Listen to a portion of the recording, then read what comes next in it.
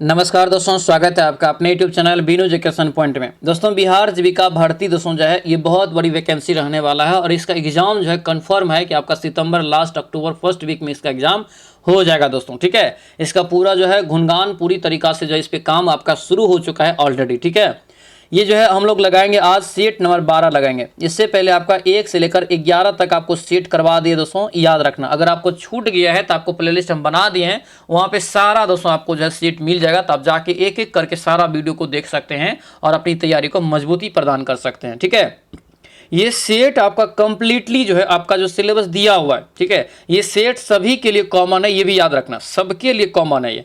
ठीक है, ये आपको ध्यान रखते हुए सेट को मैं बना रहा हूँ। और इसमें सब्जेक्ट नॉलेज हो गया, ठीक है, उसके बाद कंप्यूटर का दोस्तों जो है नॉलेज हो गया, रीजनिंग हो गया, आधुनिक इतिहास दिया है सिलेबस में, करंट अफेयर दिया है, बिहार स्पेशल दिया है, मैथ का दोस्तों क्वेश्चन है, इसमें संगठन भी है, खेल भी है, पुरस्कार और सम्मान है, यानी कि सब कुछ है इसमें और ये छपेगा एग्जाम में।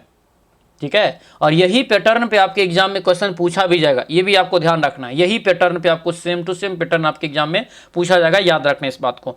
ठीक है, अच्छे से इस क्लास को देखेंगे। डेली इस क्लास आपका सुबह में 8 बजे आता है, तो सुबह में 8 बजे आप लोग तैयार रहेंगे कॉपी कलम लेके, चाहे कुछ भी हो जाए। हालांकि बाद में भी आप दे सकते हैं ये, क्योंकि आपका रिकॉर्ड रहेगा हमेशा पड़ा हुआ, लेकिन आपको 8 बजे ही करना है। क्यों पीछे रहेंगे, पहले क्लास करेंगे।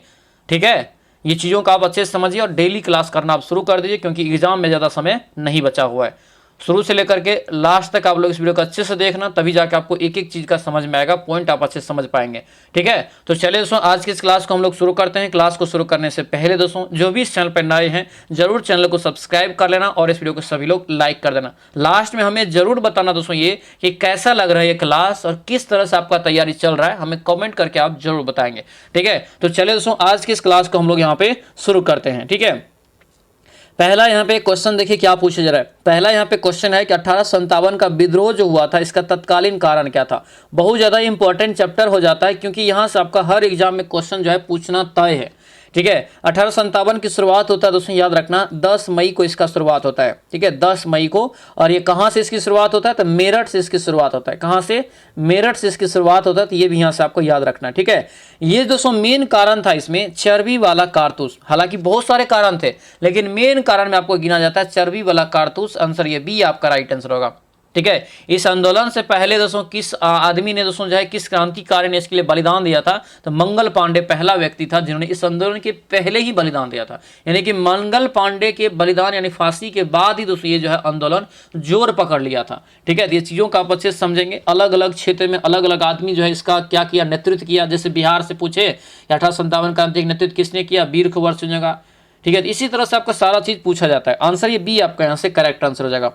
आगे यहाँ पे बढ़ेंगे, क्या है, पूर्ण स्वराज का नारा जो है किस अधिवेशन में दिया गया। पूर्ण स्वराज की नारा सबसे पहले जो दिया गया था, याद रखना, जेएल नेहरू के द्वारा। यानी कि ये जो पहली बार आवाज उठाया था इसके लिए जेएल नेहरू ने। किसने, जेएल नेहरू ने दोस्तों ये आपको आवाज उठाया था, याद रखना। कब, तो ये आपको अधिवेशन था, उसका नाम था लाहौर अधिवेशन। ठीक है, आंसर क्या हो जाएगा, तो ये बी आपका राइट आंसर होगा। 1929 में लाहौर अधिवेशन यहाँ से आपको अच्छे से याद रखना इंपॉर्टेंट रहेगा। और इस अधिवेशन की अध्यक्षता कर रहे थे कौन, यही जेएल नेहरू थे दोस्तों, याद रखें इस चीज को। ठीक है, इंडियन ओपिनियन सुने होंगे दोस्तों नाम, कि इंडियन ओपिनियन की शुरुआत जो है किसने किया था, तो एम.के. गांधी यानी कि दोस्तों जो है महात्मा गांधी जी के द्वारा ये शुरुआत किया जाता है। ठीक है, गांधी जी ने इसकी शुरुआत कहाँ किया था पता है, इसकी शुरुआत किया था साउथ अफ्रीका में। कहाँ पर, साउथ अफ्रीका में। ठीक है, क्योंकि इस समय दोस्तों गांधी जी साउथ अफ्रीका में थे, दक्षिण अफ्रीका में थे, याद रखेंगे।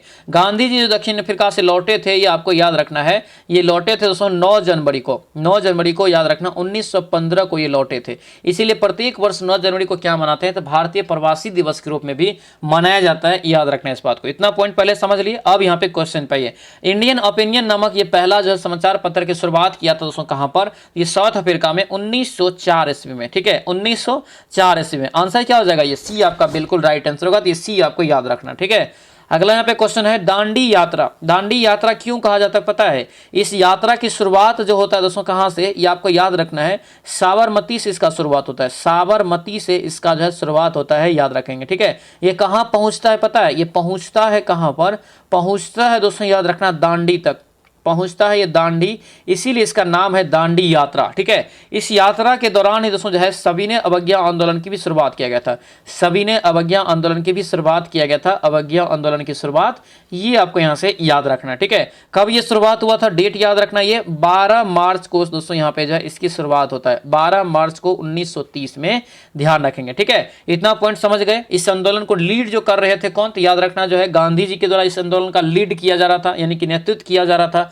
और दोस्तों ये क्या किया, तो जब दोस्तों साबरमती से दांडी पहुंचे, तो दांडी पहुंच के गांधी जी ने नमक के कानून को तोड़ा वहां पे, इसीलिए इसका नाम पड़ा दांडी यात्रा या नमक का कानून। याद रखना इस बात को। ठीक है, आंसर क्या हो जाएगा 1930 में, ऑप्शन नंबर बी आपका राइट आंसर होगा। अगर इतना डिटेल में आप पढ़ लेंगे ना तो आपका क्वेश्चन 100% है कि नहीं छूटेगा। एक और क्वेश्चन याद कर लेना, 18 अप्रैल को ये पहुंच गए थे वहां पर। ठीक है, यहां कहां पर, तो दांडी पे। ठीक है, आगे यहाँ पे क्वेश्चन है कि खेरा आंदोलन क्या है, खेरा आंदोलन किस वर्ष शुरू किया गया, आप 5 का राइट आंसर बताइए। तो खेरा आंदोलन की शुरुआत होता है 1918 में। ठीक है, आंसर क्या हो जाएगा, ये ए आपका यहाँ दोस्तों राइट आंसर होगा, तो ये ए यहाँ से आपको याद रखना है।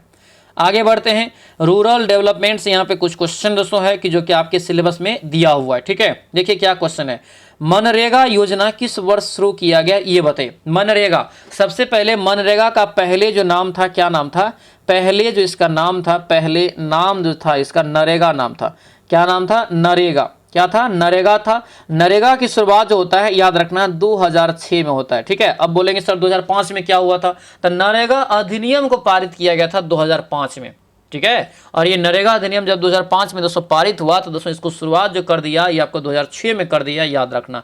आंसर क्या हो जाएगा यहाँ से, तो 2006, कंफ्यूज मत करना, आंसर सी होगा। और याद रखना ये जो मनरेगा दोस्तों हुआ नाम चेंज, तो ये आपका हुआ 2 अक्टूबर को दोस्तों जो है उन 2009 में। ठीक है, तो ये भी यहाँ से आपको पॉइंट याद रखना, मतलब ये मो जो जोड़ा, तो मो का मतलब होता है महात्मा गांधी जी। ठीक है, तो ये आपको यहाँ से याद रखना है।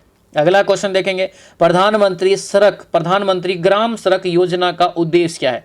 प्रधानमंत्री ग्राम सड़क योजना का जो उद्देश्य दोस्तों है ये क्या हो जाएगा, तो हर गांव को सड़क से जोड़ना, हर गांव को सड़क के कनेक्टिविटी से जोड़ना। आंसर क्या हो जाएगा, तो ये आपका जो है बी आपका राइट आंसर होगा इसके लिए। ठीक है, एक क्वेश्चन और लिख लेना, इस जो योजना की शुरुआत होता है 2000 ईस्वी में। कब होता है, 2000 ईस्वी में। तो एक एक करके समझ के पढ़ेंगे ना तो आपको ये ईजी हो जाएगा, पूरा आपको रटा आ जाएगा ये सारा चीज। ठीक है, स्वच्छ भारत मिशन, स्वच्छ भारत मिशन का जो है शुरुआत ग्रामीण दोस्तों जो है कब किया, देखिए स्वच्छ भारत मिशन ग्रामीण कब शुरू किया गया ये बताइए। तो ये ग्रामीण लगा हुआ क्या होगा राइट आंसर यहाँ, तो ये आपका हो जाएगा 2014 में। ठीक है, आंसर क्या होगा, बी आपका राइट आंसर होगा। 2014 में दोस्तों जो है नरेंद्र मोदी जी के द्वारा जो है इसकी शुरुआत किया गया था, याद रखेंगे। ठीक है, दिल्ली के लाल किला से इसकी शुरुआत किया था, ध्यान रखेंगे। ठीक है, चलिए, राष्ट्रीय ग्रामीण आजीविका मिशन का नया नाम क्या है, राष्ट्रीय ग्रामीण आजीविका मिशन का दोस्तों नया नाम क्या है, मतलब यहाँ पे इसका जो मतलब होता है क्या, तो इसका जो मतलब होता है इंग्लिश में हम लोग बोलते हैं NRLM, बोलते हैं ना, NRLM का नाम नया क्या है, ये आपको पढ़ाए हैं पहला चैप्टर में। जो जो पढ़े हैं कमेंट में हमें जरूर बताएंगे कि NRLM की शुरुआत कब किया गया था। ठीक है, चलिए बताइए यहाँ पे 9 का राइट आंसर क्या होगा, तो दीन दयाल अंत्योदय योजना हो जाएगा। आंसर क्या होगा, सी आपका राइट आंसर होगा। ये कमेंट में हमें जरूर बताना, क्योंकि ये क्लास में आपको हम कल करवाए थे। ठीक है, यानी पहले आपको एक क्लास में हुआ है। ठीक है, ग्रामीण यानी कि पेड बैच में करवाए हैं। ठीक है, ग्रामीण विद्युतीकरण योजना का नाम क्या है, ग्रामीण विद्युतीकरण योजना का नाम क्या है ये बताइए। तो इसका नाम है दोस्तों याद रखना सौभाग्य योजना। सौभाग्य योजना के तहत ही ग्रामीण विद्युतीकरण ये आपका किया जा रहा है, याद रखना। जिसका लक्ष्य क्या है पता है, ये लिख लेना, इसका लक्ष्य जो है याद रखना, लक्ष्य है दोस्तों ये हर घर बिजली, हर घर बिजली दोस्तों इसका लक्ष्य है, ये आपको याद रखना। ठीक है, कुछ क्वेश्चन यहाँ पे जो है कम्युनिटी कोऑर्डिनेटर का है। ठीक है, दिया यहाँ पे क्या है, देखिए सामुदायिक यहाँ पे जो है समन्वयक, इसका मतलब होता है हिंदी, क्या होता है, कम्युनिटी कोऑर्डिनेटर का हिंदी होता है समुदायी। यहाँ पे समन्वयक की मुख्य भूमिका क्या होता है याद रखेंगे, यानी कि कम्युनिटी कोऑर्डिनेटर का मुख्य भूमिका क्या है ये बताइए। तो ये जो होगा राइट आंसर यहाँ से, तो ये सामुदायिक को एक प्रकार से संगठित करता है, समुदाय जो होता है उसको संगठित करता है, याद रखना। या मुख्य कार्य में देखेंगे तो SHG जो होता है या VO जो होता है, इसको एक तरह से मजबूत प्रदान करता है। कौन, तो आपका कम्युनिटी कोऑर्डिनेटर का ये काम होता है। आंसर ये बी आपका यहां से करेक्ट आंसर हो जाएगा, ध्यान रखेंगे। ठीक है, अगला यहाँ पे क्वेश्चन है SHG यानी कि सेल्फ हेल्प ग्रुप में न्यूनतम कितनी महिलाएं होती है ये बताइए। और दोस्तों एक चीज़ बता देते हैं, इतना लेवल वाइज क्वेश्चन को कोई नहीं कराया है। मैंने पहले आपको जो है छोटा छोटा क्वेश्चन जो आपको ग्रामीण लेवल में बहुत ज़्यादा इंपॉर्टेंट है उन सभी को कराया है। धीरे धीरे करके मैं लेवल को अब इंक्रीज कर रहे हैं, ठीक है। और इस लेवल के अनुसार हम पढ़ा देंगे ना कि समझिए आपका एग्जाम रामबाण हो जाएगा, मतलब इतना ज़्यादा पढ़ा देंगे, ठीक है। इतना ज़्यादा आपको यहाँ पे तैयारी होने वाला है, ठीक है। इसीलिए बोलते हैं ब्याज सबसे पहले ले लीजिएगा। जो अभी तक ब्याज नहीं लिए हैं बहुत बड़ी गलती कर रहे हैं, ठीक है, बहुत बड़ी। क्योंकि 249 रुपया का मतलब होता है दोस्तों कुछ नहीं। 249 मानते हैं जिसके पास नहीं है बहुत बड़ा चीज़ है, लेकिन जब आपका जॉब लग जाएगा ना 249 उस दिन आपको दिखेगा और हम आपको उस दिन याद भी आएंगे, ठीक है। ये आपको ध्यान रखना। देखिए ये दोस्तों कह रहा है कि न्यूनतम कितना महिला होता है, तो न्यूनतम इसमें 10 महिला होनी चाहिए। कितना होना चाहिए? 10 महिलाएं होनी चाहिए। सामान्यतः दोस्तों इसमें जो रहते हैं 10 से 20 महिलाएं आपका रहता है, ये यहाँ से याद रखना, ठीक। चलिए अगला यहाँ पे क्वेश्चन देखेंगे, जीविका संगठन किस राज्य से जुड़ा हुआ है? तो ये राइट आंसर क्या होगा? तो अपना प्यारा बिहार, ठीक है। नीतीश कुमार जी के द्वारा इसका शुरुआत किया गया था 2006 में, ठीक है। अगला यहाँ पे देखेंगे ग्राम संगठन का उद्देश्य क्या है, माना ग्राम संगठन जो दोस्तों होता है इसका उद्देश्य क्या है ये बताइए। तो ग्राम संगठन का उद्देश्य जो हो जाएगा क्या हो जाएगा, तो याद रखेंगे दोस्तों ये 14 का राइट आंसर यहाँ से हो जाएगा। ये आर्थिक सशक्तिकरण, मतलब आर्थिक रूप से दोस्तों मजबूत करना, इसका अर्थ है खास करके महिलाओं को आर्थिक रूप से, आर्थिक दृष्टि से मजबूत करना, ठीक है। ये याद रखना। ये ग्राम संगठन का दोस्तों इसी का मतलब होता है VO। आप सुने होंगे जो इससे जुड़े हुए हैं, चाहे दोस्तों जो है मतलब अगर रहते हैं तो मम्मी सब देखते होंगे इसमें जुड़ी रहती है। VO का मीटिंग आप सुने होंगे, VO का मीटिंग है, VO करके बोलते हैं। ये VO का मतलब होता है विलेज ऑर्गेनाइजेशन, यानी कि ग्राम संगठन इसका मतलब होता है, याद रखेंगे इस चीज को, ठीक है। अगर खास करके ये महिलाओं के लिए, ठीक है। CBO, ठीक है। CBO का पूरा नाम क्या है ये बताइए। CBO का पूरा नाम दोस्तों क्या होता है? 15 का राइट आंसर यहाँ से लिख लेना क्वेश्चन, ठीक है। कम्युनिटी बेस्ड ऑर्गेनाइजेशन लिख लेना, कम्युनिटी कोऑर्डिनेटर वाले जो भी है इसे लिख ही लेना। कम्युनिटी बेस्ड ऑर्गेनाइजेशन होता है आंसर यहाँ से ए आपका जो राइट आंसर होगा। ये फुल फॉर्म आपको पूछा जा सकता है, ध्यान रखेंगे। इसका मतलब होता है सामुदायिक आधारित संगठन हिंदी में। आगे बढ़ते हैं, यहाँ पे पुरस्कार और सम्मान से संबंधित क्वेश्चन देखेंगे। पुरस्कार और सम्मान से संबंधित क्वेश्चन, भारत का सर्वोच्च नागरिक सम्मान पुरस्कार, ये आपको जानबे करते भारत रत्न हो जाएगा। पहले स्थान पे भारत रत्न, दूसरे स्थान पे पद्म विभूषण, तीसरे स्थान पे पद्म भूषण, चौथे स्थान पे पद्म श्री आता है। ये क्रम आपको सजाने के लिए आपके एग्जाम में पूछा जाता है, ध्यान रखना। यानी कि पहला जो सबसे बड़ा है भारत रत्न है, उसके बाद पद्म विभूषण है, उसके बाद पद्म भूषण है, फिर आपका क्या है तो आपको याद रखना है पद्म श्री है। ये जो अशोक चक्र ये आपको सैनिक के क्षेत्र में दिया जाता है, ठीक है। ये आपको सामान्यतः नागरिकों को नहीं दिया जाता है, सैनिक के क्षेत्र में जो अच्छा काम करते हैं उनको ही दिया जाता है। आंसर क्या हो जाएगा? तो ये बी आपका यहाँ से करेक्ट आंसर हो जाएगा। आगे बढ़ते हैं, साहित्य अकादमी पुरस्कार क्या है? साहित्य अकादमी पुरस्कार दोस्तों किस क्षेत्र में दिया जाता है? 17 का राइट आंसर बताएंगे। 17 का ये हो जाएगा साहित्य के रूप में दिया जाता है, साहित्य के क्षेत्र में। आंसर ये सी आपका राइट आंसर होगा, साहित्य के क्षेत्र में आपको दिया जाता है। अगला यहाँ पे क्वेश्चन है, नोबेल पुरस्कार पाने वाले पहले भारतीय कौन है? बहुत भी है। तो नोबेल पुरस्कार जो दिया गया था पहली बार, ये रविन्द्रनाथ टैगोर जी को दिया गया था। आंसर क्या हो जाएगा? बी हो जाएगा। और इसको जो मिला था उसमें कब? तो 1913 ईस्वी में, ठीक है। पहली बार भारतीय को जो मिला था 1913 में, 1901 से इसका शुरुआत होता है, ठीक है। और ये गीतांजलि पुस्तक के लिए, ये भी याद रख लेना, पूछा जाता है। गीतांजलि पुस्तक के लिए आपको दिया गया था, याद रखना, ठीक है। हिंदी साहित्य की एक पुस्तक है गीतांजलि, याद रखेंगे इस बात को। अगला यहाँ पे है क्वेश्चन कि दादा साहेब फाल्के पुरस्कार किस क्षेत्र में दिया जाता है? दादा साहेब फाल्के पुरस्कार जो है फिल्म के क्षेत्र में दिया जाने वाला सबसे बड़ा पुरस्कार है। सबसे बड़ा सिनेमा का क्षेत्र या फिल्म के क्षेत्र में, याद रखेंगे, ठीक है। आगे बढ़ेंगे, यहाँ पे क्या है, खास करके पुराने लोगों को दिया जाता है, ठीक है, जो आपको एक तरह से जीवन भर गुजार दिया है सिनेमा के क्षेत्र में, ठीक है। देखिए, राजीव गांधी खेल रत्न पुरस्कार का नया नाम क्या है? ये 2021 में इसका नाम बदल दिया, ये आपको याद करके लिख लेना है, ध्यान रखना, ठीक है। राजीव गांधी खेल रत्न पुरस्कार का नया नाम दोस्तों है मेजर ध्यानचंद खेल रत्न पुरस्कार। ऑप्शन बी आपका ये करेक्ट आंसर हो जाएगा। आगे देखेंगे, यहाँ पे खेल से संबंधित क्वेश्चन है कि 2023 का दोस्तों यहाँ पे जो हॉकी विश्व कप दोस्तों कहाँ आयोजित हुआ? तो 2023 में जो हुआ था ये आपको याद रखना, भुवनेश्वर और उड़ीसा में, ठीक है। भुवनेश्वर और यानी कि उड़ीसा में हुआ था, भुवनेश्वर और राउरकेला दोनों उड़ीसा में ही है। ये हॉकी का विश्व कप दोस्तों वहीं पे आयोजित हुआ था, याद रखेंगे, ठीक है। आगे बढ़ते यहाँ पे क्या है, 2028 का जो है ओलंपिक खेल कहाँ पे होगा? देखिए 2024 का हुआ था कहाँ पर? पेरिस में। ये क्वेश्चन बहुत ज़्यादा इंपॉर्टेंट है, सभी लोग नोट कर लेना, ठीक है। देखिए 2024 में हुआ था पेरिस में, और ये 2028 में जो होने वाला है लॉस एंजल्स अमेरिका में आपका ये होने वाला है, ठीक है। आंसर ये ए आपका करेक्ट आंसर हो जाएगा। आगे यहाँ पे है हिटमैन। हिटमैन के नाम से किस भारतीय क्रिकेटर का को जानते हैं, ठीक है, यानी किस भारतीय क्रिकेटर का उपनाम हिटमैन है। तो हिटमैन किसको बोलते हैं, हिटमैन रोहित शर्मा, ठीक है। आंसर क्या हो जाएगा यहाँ से, बी आपका राइट आंसर होगा। किंग कोहली जो बोलते हैं आपको जो है विराट कोहली को बोलते हैं। थालापति जो है धोनी जी को बोलते हैं, ठीक है। ये सभी यहाँ से याद रखना। गब्बर किसको बोला जाता है, तो आपको याद रखना शिखर धवन को। फीफा विश्व कप 2022 जो है किस देश ने जीता, ये बताइए। फीफा विश्व कप 2022 जीता है दोस्तों अर्जेंटीना ने। किसके कप्तानी में, कप्तान का नाम याद रखना दोस्तों जो है ये मेसी हो जाएगा। क्या होगा, लियोनस मेसी दोस्तों, याद रखना इंपॉर्टेंट रहेगा, ठीक है। आंसर क्या हो जाएगा, ये बी आपका यहाँ से करेक्ट आंसर हो जाएगा। अगला यहाँ पे क्वेश्चन है कि कबड्डी का जन्म दोस्तों स्थान कौन सा देश माना जाता है। कबड्डी का जन्म स्थान कौन सा देश माना जाता है, तो ये अपना प्यारा भारत। अपना प्यारा भारत ही कबड्डी खेल है जिसको उद्भव किया, यानी यहीं से आपका जो है तरह से जन्म लेता है। ये आपका क्या हो जाएगा, तो ऑप्शन नंबर ए हो जाएगा। ऑप्शन ए यहाँ से दोस्तों याद रखेंगे। अगला यहाँ पे क्वेश्चन पे आता है करंट अफेयर, ठीक है। करंट अफेयर दोस्तों 2000 जो है आपको पूछा जा रहा है कि G20 शिखर सम्मेलन 2023 में कहाँ पर आयोजित हुआ। क्योंकि देखिए बहुत दिनों के बाद आपको यहाँ पे आयोजित हुआ। ये आपको G20 है और G20 का सदस्य अपना प्यारा भारत भी है, ठीक है। और इसमें क्या होता है, तो इसका मुख्यालय नहीं होता है, पता है, इसका मुख्यालय नहीं होगा। जैसे 2025 में कहाँ हुआ है, जैसे आपको 2025 में G20 जो हुआ आपको दक्षिण अफ्रीका में, तो इससे क्या होगा कि 2025 में पूरा दिन पूरा वो रखेगा, ठीक है। उसके बाद अगला साल जो 2026 में होता है किसी और देश को पूरे साल के लिए दे देता है, ठीक है। ये लंबा चलता है सम्मेलन भी, ऐसा कहिएगा एक दिन में खत्म होता है, एक दिन में खत्म भी नहीं होता है, ठीक है। लंबा ये चलने वाला है। तो ये जो शिखर सम्मेलन आयोजित हुआ ये कहाँ पर, ये अपना प्यारा दिल्ली में हुआ था, नई दिल्ली में। आंसर ये बी आपका राइट आंसर होगा, अपना प्यारा भारत में हुआ था। देखिए भारत का पहला सेमीकंडक्टर प्लांट जो है किस राज्य में स्थापित हो रहा है, ये बताइए। बहुत ज्यादा इंपॉर्टेंट है। सेमीकंडक्टर प्लांट दोस्तों ये लगाया जा रहा है कहाँ पर, तो ये जो है गुजरात में लगाया जा रहा है। गुजरात में आपको डोलेरा में लगाया जा रहा है। आंसर यहाँ से क्या हो जाएगा, तो ये ए आपका यहाँ से करेक्ट आंसर होगा, ए याद रखेंगे।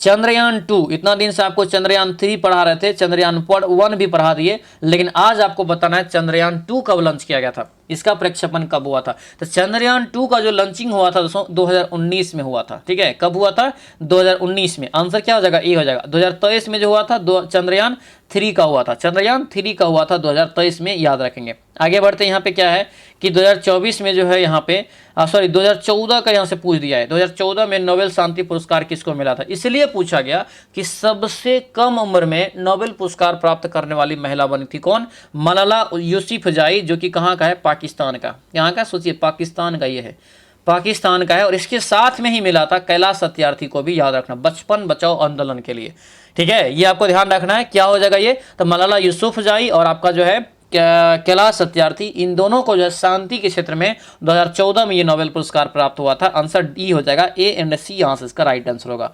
अगला यहाँ पे क्वेश्चन है, मोदी जो है यहाँ पे मोदी 3.0 सरकार किस वर्ष बनी, ये बताइए। तो देखिए मोदी का जो दोस्तों यानी कि मोदी जी का तीसरा टर्म कब आया, तीसरा टर्म जो आया ये 2024 में आया ना जी। आंसर क्या हो जाएगा, सी आपका राइट आंसर होगा, 2024 में आया, याद रखना। तीसरी बार प्रधानमंत्री भारत के बने, ठीक है। अगला यहाँ पे है बिहार जीके से प्रश्न, एक एक चीज का छानबीन करके यहाँ पे क्वेश्चन लाया। सोचे इतना मेहनत आपके लिए कर रहे हैं, लेकिन आप सपोर्ट में क्या कर रहे हैं, आप शेयर भी नहीं कर रहे हैं। तो शेयर आप जरूर कर दीजिए दोस्तों के साथ यहाँ पे, ठीक है। शेयर जरूर कर दीजिए, कॉमेंट अच्छा थोड़ा करेंगे तो और ज्यादा एनर्जेटिक आता है, ठीक है। लाइक कर देंगे, यही सब चीज होता है, ठीक है। सपोर्ट अगर आर्थिक रूप से भी करना चाह रहे हैं कि नहीं सर को जो है इतना मेहनत कर रहे हैं, तो थोड़ा बैच भी ले लेंगे, डीप नॉलेज भी हो जाएगा और सिलेक्शन भी हो जाएगा, तो उसके लिए बैच भी ले सकते हैं।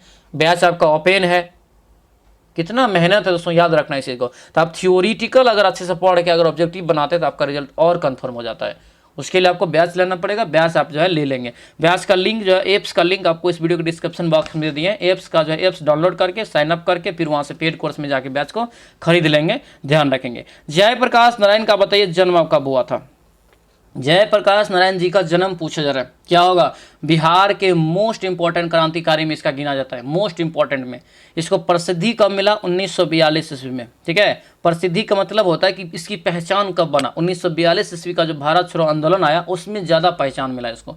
उसके बाद इन्होंने 1974 में दोस्तों जो है संपूर्ण क्रांति का आह्वान किया। 1974 में संपूर्ण क्रांति का आह्वान किया था, जिसमें देश के जो प्रधानमंत्री थे, आयरन लेडी के नाम से जानते हैं, इंदिरा गांधी थे, ठीक है। याद रखना, इमरजेंसी जो लगा था 1975 में। तो क्या हो जाएगा आपका यहाँ से, इसका जन्म कब हुआ था, तो 1902 ईस्वी में। आंसर ये बी आपका यहाँ से करेक्ट आंसर होगा, ठीक है। 1902 यहाँ से आपको याद रखना है। अगला यहाँ पे क्वेश्चन है नालंदा विश्वविद्यालय किस जिला में, सिंपल क्वेश्चन है, नालंदा विश्वविद्यालय किस जिला में, तो नालंदा में हो जाएगा, आंसर क्या होगा, बी आपका यहाँ से करेक्ट आंसर हो जाएगा। आगे बढ़ते यहाँ पे क्या है, बिहार की पहली महिला मुख्यमंत्री कौन है, बिहार की पहली महिला मुख्यमंत्री कौन है, याद रखना दोस्तों ये राबड़ी देवी, क्या हो जाएगा, राबड़ी देवी। हमें कमेंट करके क्वेश्चन बताइए दोस्तों, उप मुख्यमंत्री जो है पहली जो है कौन बनी, ठीक है, हमें कमेंट करके ये बताइए उप मुख्यमंत्री जो है बिहार की पहली महिला उप मुख्यमंत्री कौन बनी, हमें कमेंट करके जरूर बताइएगा, हम इसका इंतजार करेंगे, ठीक है। अब कमेंट करके हमें अच्छे से जरूर, वहाँ पे कुछ पॉइंट भी होगा तो आप ऐड करके हमें बता सकते हैं, ठीक है। ऐसे हम जानते हैं ऐसा नहीं है, लेकिन आपको ये होमवर्क के रूप में आपको यहाँ पे दे रहे हैं, ठीक है, कि पहली महिला बिहार के उप मुख्यमंत्री कौन बनी, ठीक है।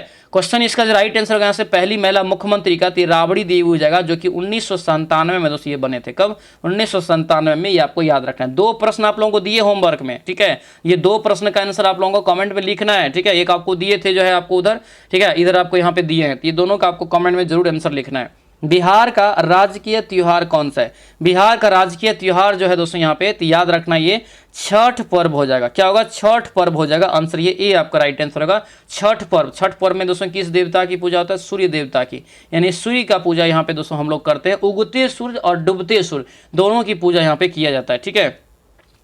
अगला यहाँ पे है बिहार की सबसे लंबी नदी कौन सी है, तो जानवे करते क्या हो जाएगा, गंगा नदी हो जाएगा, ठीक है, क्या हो जाएगा, 445 किलोमीटर इसकी लंबाई है, याद रखना इस बात को, ठीक है। आगे बढ़ते यहाँ पे क्या है, गणित से संबंधित सवाल है, ठीक है, यानी कि मैथ आपका यहाँ पे शुरुआत हो रहा है। क्या कह रहा है, 45 भागा 9, तो 45 में 9 से भाग देंगे कितना हो जाएगा, 9 × 5 = 45, ठीक है, यानी कि आंसर यहाँ से डी हो जाएगा, ठीक है। आगे बढ़िए, यहाँ पे 12 × 8 दे दिया है, तो 12 × 8 = 96 हो जाएगा, आंसर यहाँ से ए आपका करेक्ट आंसर हो जाएगा। इतना भी डीप लेवल का क्वेश्चन उसमें पूछा ही नहीं जाएगा आपके एग्जाम में, जितना आप लोग हाइपर बना रहे हैं ना, मानते हैं इसमें से 1-2 क्वेश्चन आपको बहुत ईजी है, लेकिन आपको पैटर्न धीरे धीरे हम बदल रहे हैं, ठीक है, लेकिन आपको ज़्यादा हार्ड लेवल के एग्जाम में क्वेश्चन नहीं पूछा जाएगा, कटअप इसका थोड़ा जाएगा ज़्यादा, अच्छा खासा कटअप इसलिए जाएगा कि इसमें ज़्यादा हार्ड लेवल भी नहीं पूछेगा, गांव लेवल से जिसको ज़्यादा नॉलेज होगा वो अच्छा स्कोर करके आएगा, ठीक है। बेसिक क्वेश्चन ही मैथ रीजनिंग में आपसे पूछा जाएगा, ये नहीं कि आपको दे दिया CGL का फलना चिलना का, ठीक है, इसलिए इतना ज़्यादा सोचने की जरूरत नहीं है। x = 5 दिया तो इसमें मान रख दीजिए, तो 5x के मान रखें, 5 × 10 = 3, 13 हो जाएगा, आंसर यहाँ से सी आपका करेक्ट आंसर हो जाएगा। आगे बढ़िए, 81 का वर्गमूल क्या हो जाएगा, 81 का वर्गमूल 9 हो जाएगा, ठीक है। आगे यहाँ पे क्वेश्चन है दोस्तों यहाँ पे कि 15% ऑफ 200, यानी कि इसका जो है मतलब बताना है, ठीक है, यानी कि इसका कैसे यानी कि होगा, तो 200 का यहाँ से कर 15% निकालिए, 15 का 1% का 100, यानी कि 00 कट गया, 15 दूना 30, आंसर यहाँ से क्या हो गया आपका सी जो है राइट आंसर हो जाएगा। आगे बढ़ेंगे, यहाँ पे दिया है कि एक ट्रेन दोस्तों यहाँ पे जो है ये 60 किलोमीटर प्रति घंटा की गति से 120 किलोमीटर दूरी तय करता है, कितना समय लगेगा, तो टी बराबर निकालना है, टी बराबर क्या हो जाएगा, दूरी बटे चाल हो जाएगा, दूरी 120 है और चाल कितना है 60 है, तो इसको काटेंगे तो क्या हो जाएगा, 2 मरतबे कटेगा, यानी कि 2 घंटा लगेगा, ऑप्शन नंबर बी आपका ये राइट आंसर हो जाएगा। सरल ब्याज जो आप निकालते हैं, सिंपल इंटरेस्ट जो आप निकालते हैं, उसका फॉर्मूला ही पूछ दिया आपसे, इसका फॉर्मूला क्या होता है बताइए, PRT बटा 100, कई बार बताएं, PRT मतलब क्या होता है, P × R × T, ठीक है, अब बट्टा क्या हो जाएगा आपका, बट्टा यहाँ से आपका जो है 100 हो जाएगा, बट्टा 100 हो जाएगा, आंसर क्या होगा बताइए, ये ऑप्शन नंबर ए आपका यहाँ से राइट आंसर हो जाएगा, ध्यान रखेंगे। आगे बढ़ते यहाँ पे दिया है कि 2/5 + 3/10 कितना होगा, भिन्न का जोड़ दिया है, ठीक है, तो 2/5 हो जाएगा और यहाँ से क्या हो जाएगा 3/10 हो जाएगा, एलसीएम लेंगे कितना हो जाएगा, नीचे वाला का 10 हो जाएगा, 5 दूना 10, 2 दूना 4 हो गया, 10 × 10 3 हो गया, यानी कि 4 × 3 = 7, 7 बटे कितना हो गया आपका 10, 7/10 देखिए ऑप्शन में है, ऑप्शन में नहीं है तो थोड़ा सा चेंज कर लीजिए, 7/10 कर लीजिए, आंसर यहाँ से सी आपका जो राइट आंसर हो जाएगा, ठीक है, सी यहाँ से जो है इसका करेक्ट आंसर होगा 7/10। आगे बढ़े, यहाँ पे क्या है, बेसिक रीजनिंग, बेसिक रीजनिंग से संबंधित क्वेश्चन देखेंगे। क्या किया यहाँ पे, पहले सोचना पड़ेगा, ये नहीं कि आते ही इसमें हड़बड़ा जाएंगे तो आपका फिर दिमागे काम करना यहाँ बंद कर देगा, ठीक है। क्या किया, सिंपली सोचिए, 2 दूना 4, 4 दूना 8, 8 दूना 16, 16 दूना कितना हो जाएगा 32, यानी कि 2 से गुना करते चला गया, आंसर यहाँ से निकल गया सी। दोस्तों यहाँ पे देखिए, यहाँ पे लिखा है कैट, कैट को दोस्तों यहाँ पे लिखा है दोस्तों DBU, ठीक है, कैट को लिखा है DBU, और यहाँ पे करें डॉग को क्या लिखेंगे, तो CD हो गया, AB हो गया, TU हो गया, DE होता है ना, उसके बाद OP हो जाएगा, ठीक है, OP हो जाएगा और GH हो जाएगा, यानी कि EPH हो जाएगा, आंसर यहाँ से क्या होगा EPH, ऑप्शन नंबर ए आपका ये करेक्ट आंसर हो जाएगा। आगे बढ़ेंगे, यहाँ पे क्या है 25, 36 और 49, अगला क्या होगा देखिए, 5 का, 6 का, 7 का, इन दोनों का क्या है स्क्वायर है दोस्तों, तो 8 का स्क्वायर होगा अगला, इसका मतलब है 8 × 8 = 64, आंसर ये बी आपका क्या हो जाएगा, तो ये करेक्ट आंसर हो जाएगा। आगे यहाँ पे दिया है कि विपरीत चुनिए। विपरीत यहाँ किसका चुनना, ऊंचाई का। ऊंचाई का विपरीत क्या हो जाएगा, गहराई होगा। आंसर क्या हो जाएगा, ए आपका राइट आंसर हो जाएगा। आगे बढ़े, यहाँ पे क्या है दिया है यहाँ पे दोस्तों कि 6 बराबर 36 है, 7 बराबर 49 है, 9 बराबर कितना होगा। देखिए 6 से आगे 36, 7 7 49, 9 81। आंसर यहाँ से क्या हो जाएगा, बी आपका करेक्ट आंसर हो जाएगा। आगे बढ़ेंगे, क्या है पुस्तक पाठक यहाँ पे हो जाएगा, और भोजन क्या होगा। तो पुस्तक का पाठक करते यानी कि हम लोग क्या करते हैं, पढ़ते हैं, ठीक है। भोजन क्या हो जाएगा, मानी पढ़ने, पाठक मतलब क्या होता है, पढ़ने वाला। ये आप थोड़ा सा सोचना यहाँ पे, ठीक है, इंपॉर्टेंट है। पुस्तक पाठक लिखा है, मतलब पाठक किसको बोलते हैं, जो पढ़ता है। पाठक मतलब पढ़ने वाला। इसी प्रकार से भोजन जो करेगा, भोजन करता, ठीक है। आंसर क्या हो जाएगा, ये सी आपका यहाँ से करेक्ट आंसर हो जाएगा। आगे यहाँ पे बढ़ेंगे, तीनों में से कौन अलग है, ठीक है। तीनों में से कौन अलग है ये बताइए। तो तीनों में से अलग को आपको यहाँ पे छांटना है। तो देखिए यहाँ पे सूरज, चांद, तारा, ये आपको एक तरह से अलग है, खगोलीय पिंड है। और बादल क्या है दोस्तों, एक अलग है, ठीक है। आंसर यहाँ से क्या हो जाएगा, डी अलग हो जाएगा। आगे यहाँ पे दोस्तों देखेंगे कंप्यूटर से संबंधित क्वेश्चन। कंप्यूटर से संबंधित, कंप्यूटर का जननी किसे कहा जाता है। कंप्यूटर का सिंपली अगर पूछे, कंप्यूटर का फादर किसे कहते हैं, कंप्यूटर का जननी किसे कहते हैं, कंप्यूटर का आविष्कार किसने किया, इन सभी चीज़ों में आपको एक ही आंसर याद रखना, चार्ल्स बेबेज। इसमें कन्फ्यूजन नहीं कर देना, आंसर ये ई हो जाएगा। हालांकि एक क्वेश्चन और लिख लेना, आधुनिक कंप्यूटर का पिता पूछे किसे कहा जाता है, तो एलन ट्यूरिंग को कहा जाता है। ये भी यहाँ से आपको ध्यान रखना है, ठीक है। सीपीयू का पूरा नाम पूछा है तो क्या हो जाएगा, सेंट्रल प्रोसेसिंग यूनिट। आंसर ये बी आपका करेक्ट आंसर होगा। आगे यहाँ पे बढ़ेंगे, क्या हो जाएगा, और आपको कंप्यूटर का हर चैप्टर की तैयारी आपका शुरू हो चुका है, याद रखना इस बात को। एप्स पे हर चैप्टर आपको एक बेहतरीन तरीका से पढ़ा देंगे, और ध्यान रखना इस बात को, ठीक है। एमएस वर्ड किस प्रकार का सॉफ्टवेयर है, 53 का राइट आंसर आपका हो जाएगा एप्लीकेशन सॉफ्टवेयर। आंसर बी आपका ये करेक्ट आंसर होगा। एमएस वर्ड, और एमएस वर्ड हो गया, उसके बाद जो है क्या हो जाएगा, एक्सेल हो गया, पावर पॉइंट, ये तीनों क्या है, एक आपका जो है एप्लीकेशन सॉफ्टवेयर में आता है। अगले यहाँ पे देखेंगे www का पूरा नाम क्या होता है, क्या हो जाएगा, वर्ल्ड वाइड वेब। आंसर यहाँ से क्या हो जाएगा, तो ये बी आपका यहाँ से जो है करेक्ट आंसर हो जाएगा। आगे यहाँ पे बढ़ते हैं, क्या है सबसे तेज मेमोरी कौन सा है, तो क्या हो जाएगा, चेज हो जाएगा, ठीक है। अगला यहाँ पे क्वेश्चन देखेंगे, क्या है CTRL+C का प्रयोग किसके लिए करते हैं। CTRL+C का प्रयोग करते हैं कॉपी करने के लिए। अगर पेस्ट करेंगे जो कॉपी करके, तो ये आपको लिखना है दोस्तों CTRL+V यूज करेंगे। कट करने के लिए क्या करेंगे, CTRL+X यहाँ पे यूज करेंगे, ठीक है। तो ये सभी आप ध्यान रखेंगे। अगला यहाँ पे है IP का मतलब क्या होता है। IP एड्रेस इतना सुने होंगे, ठीक है। IP का मतलब क्या होता है, IP का जो मतलब होता है ये आपको बताना, इंटरनेट प्रोटोकॉल। क्या होता है, इंटरनेट प्रोटोकॉल। दोस्तों आंसर क्या हो जाएगा, ये ए आपका राइट आंसर होगा। इंटरनेट प्रोटोकॉल यहाँ से आपको याद रखना है, ठीक है। आगे यहाँ पे बढ़ेंगे, क्या यहाँ पे एक्सेल में फॉर्मूला किस चिन्ह से शुरू होता है। एक्सेल में फॉर्मूला किस चिन्ह से शुरू होता है, 58 का राइट आंसर बताइए। तो ये हो जाएगा दोस्तों, आपको याद रखना बराबर से, जब ये फॉर्मूला आएगा तो बराबर याद रखना। आंसर ये ए आपका करेक्ट आंसर हो जाएगा। आगे बढ़ेंगे, गूगल क्रोम किसका उदाहरण है, तो गूगल क्या है दोस्तों, यहाँ पे क्रोम जो है क्या है, तो ये गूगल का वेब ब्राउजर है। क्या है, वेब ब्राउजर यानी कि ब्राउजर हो जाएगा। आंसर ये ए आपका राइट आंसर होगा, ब्राउजर यहाँ से आपको याद रखना है। चलिए अगला यहाँ पे क्वेश्चन देखेंगे, कंप्यूटर की भाषा किस पर आधारित होती है ये बताइए। तो कंप्यूटर की भाषा जो है दोस्तों, ये द्विआधारी संख्या पे होता है, बाइनरी नंबर जो होता है उस पे होता है। आंसर क्या हो जाएगा, तो आपका जो है बी ऑप्शन यहाँ से करेक्ट आंसर होगा। बाइनरी नंबर 2 होता है, याद रखना, 0 और 1 होता है, याद रखना इस बात को, ठीक है। अगला यहाँ पे क्वेश्चन दोस्तों देखेंगे, क्या पूछ रहा है, जीविका सब्जेक्ट नॉलेज से संबंधित क्वेश्चन, ठीक है। क्या यहाँ पे है, जीविका का मुख्य उद्देश्य क्या है, तो क्या हो जाएगा, महिला सशक्तिकरण और रोजगार। आंसर ये बी आपका यहाँ से करेक्ट आंसर हो जाएगा। आगे यहाँ पे क्वेश्चन है कि SHG में न्यूनतम जो है दोस्तों यहाँ पे योगदान कितना होता है। SHG में न्यूनतम योगदान दोस्तों जो होता है, योगदान कितना होता है, तो 62 का राइट आंसर ये 10 रुपया दोस्तों कर सकते हैं। इससे ज़्यादा आपको करना है, लेकिन 10 रुपया आपको न्यूनतम होता है, याद रखना है इस बात को, ठीक है।